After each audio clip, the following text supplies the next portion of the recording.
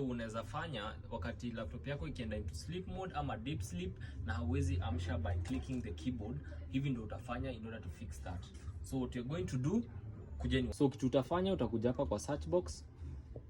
Hapa kwa search box, then you're going to type device manager. Device manager.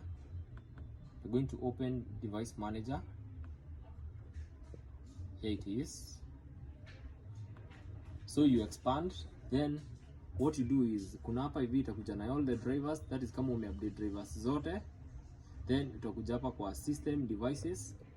Under system devices you're going to click this arrow. Itakuleta drop down hapa hivi. Na hapa hivi utakuja utafute kitu inaitwa Intel Engine interface. That is what you are looking for. Management Intel Engine interface. Here, management interface. Then you're going to right click on Intel management interface properties.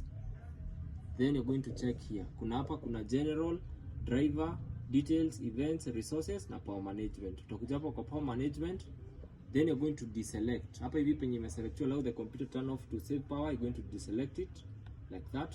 Then you click on OK. Then you're going to restart your PC so that the changes can take effect. And with that's how you just make sure that your laptop runs on when it like this. Please like, change, follow for more.